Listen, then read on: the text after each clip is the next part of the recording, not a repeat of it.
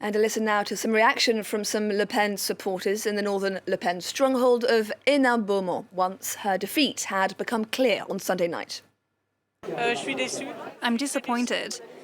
Very disappointed, because frankly I didn't expect there to be such a big gap.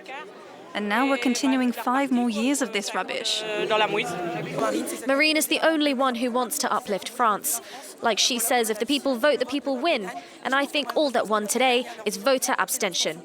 We don't feel represented by this whole second round in general. We feel like it's been stolen.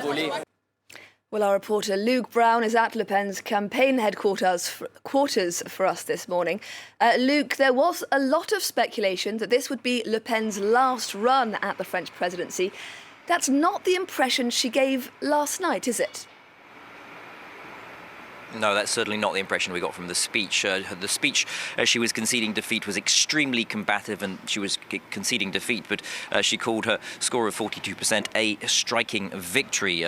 Targets very much set on the legislative elections here in France in June. Here begins the battle for those voters. She said she outlined her position, she felt was the main opponent and the opposition to Emmanuel Macron. She was best able to represent the voters that she says have been left behind by the president's policies as they are facing the cost of living crisis.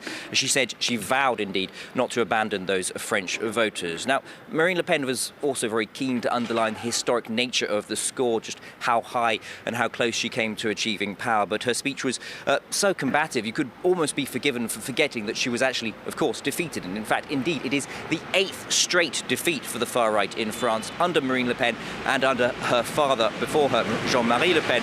And the electoral system here in France, especially in the legislatives, will not necessarily favour the far-right party, the Rassemblement National. So as the post-mortem begins in campaign and party headquarters, questions may perhaps be being asked about her leadership going forwards. But for now, very much, it has to be said, Marine Le Pen does remain very much in charge of the Rassemblement National.